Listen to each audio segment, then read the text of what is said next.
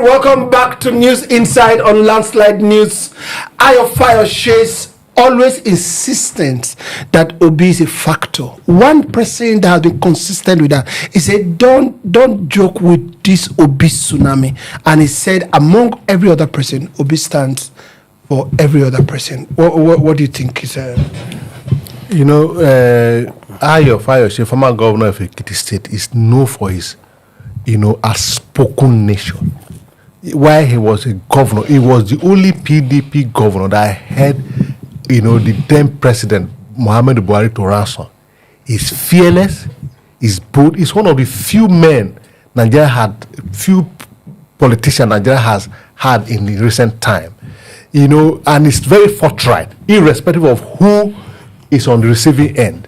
He acknowledged the fact that he's a friend of Ahmed Bola Tinubu, the city president of the Federal Republic of Nigeria, but that does not translate to his, align with the APC. That he remained a PDP man.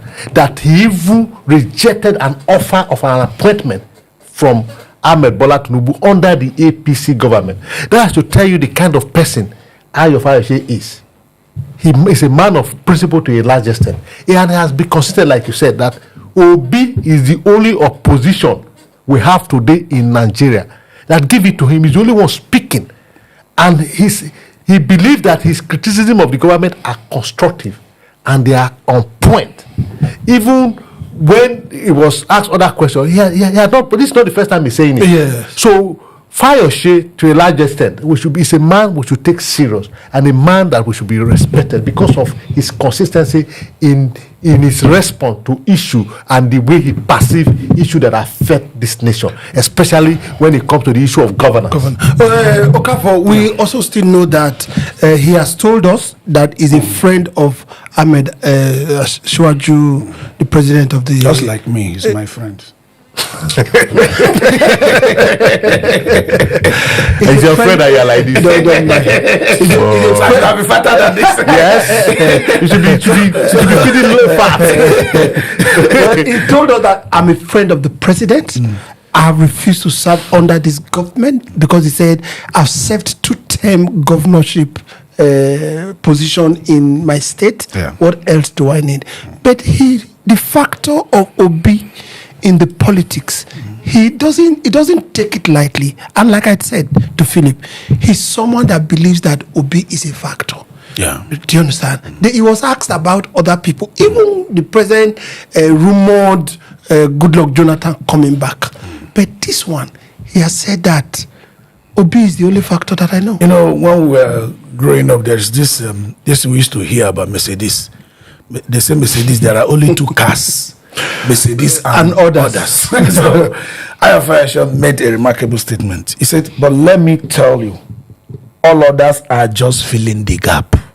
Atiku is filling the gap, and all others too, because people don't listen to them anymore.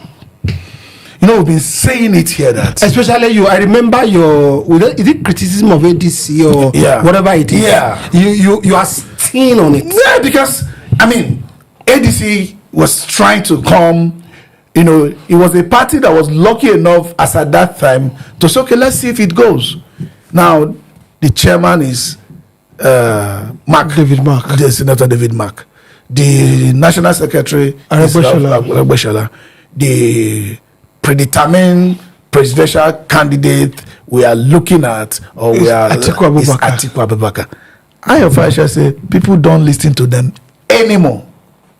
So those are not a challenge to Asiwaju.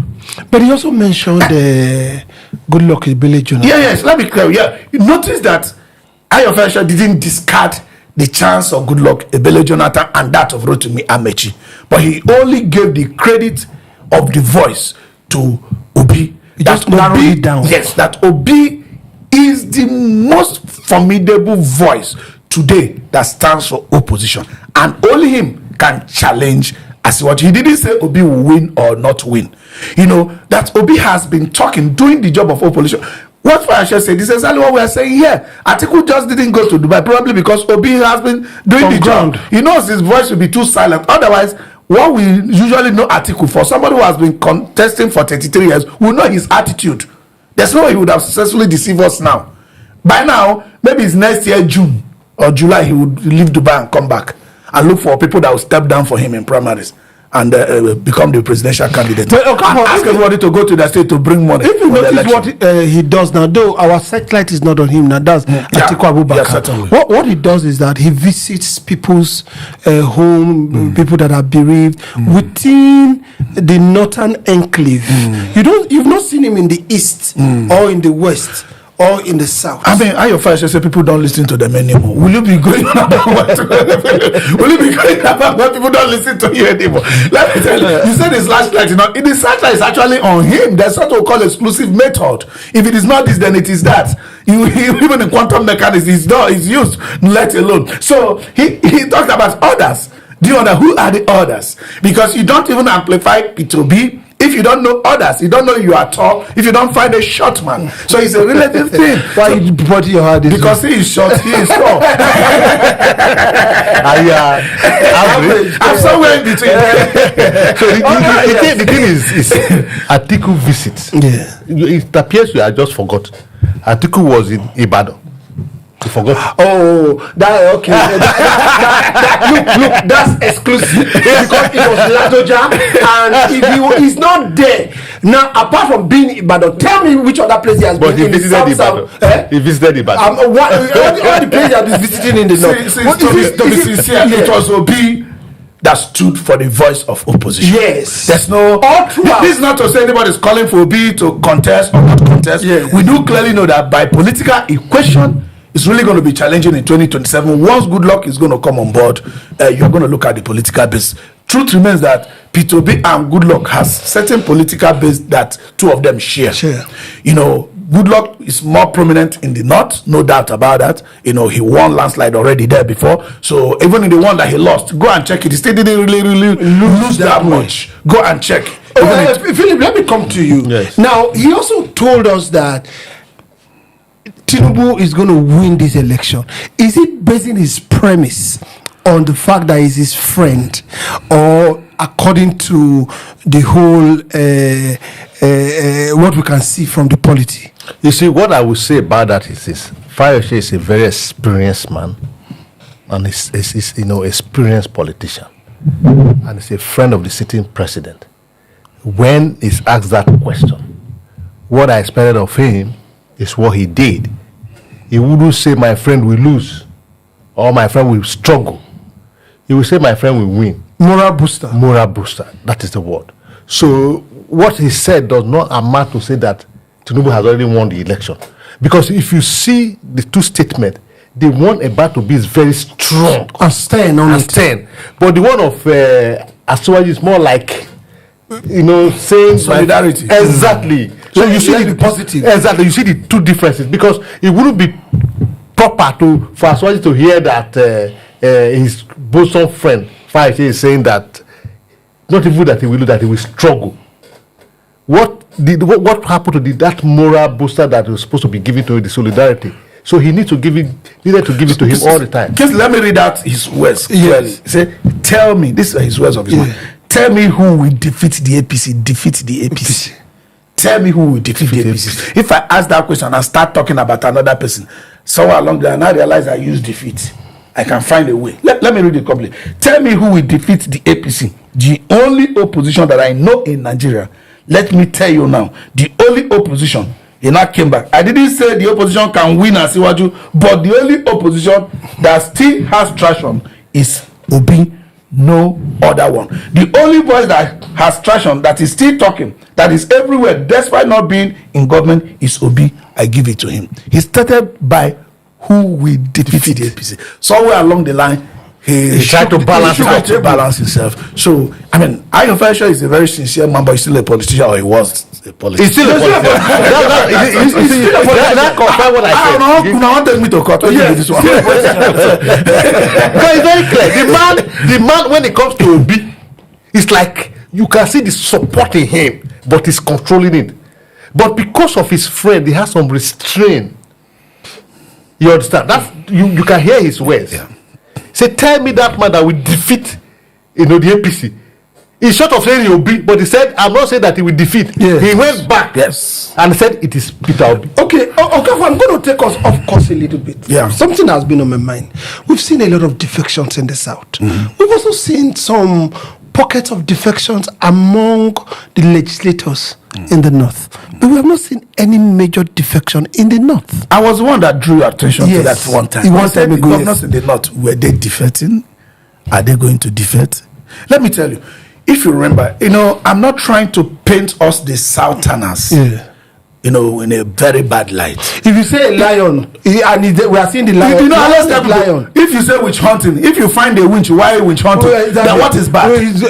Do you have any one single off-cycle election in the North? Not one. Tell me in Northern State where they don't do their election with our normal May 29 cycle. And I remember the English you spoke that day. You said they are cantankerous. I say we in the South are very cantankerous. I remember very well. Yes, we in the South, we are very cantankerous. You think we know too much. It's not true.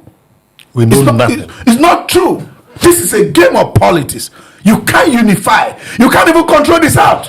Then you're a Southerner. There's no strong advantage for you because you can't even control them. The North, no matter they might have more tribes than the South if you don't know. People think they are just Hausa Fulani. There's nothing like that. Majority different tribes. I said different tribes have run around the North very, very well. You understand? Different tribes. But when it comes to this, when it comes to geography, when it comes to region, when it comes to understanding, when it comes to making sacrifice, when it comes to listening to another person, they do so they can remain formidable. And that is why these people asking Goodluck to come into the fold is a strong threat. Let me tell you, forget about what is on these online rats are saying.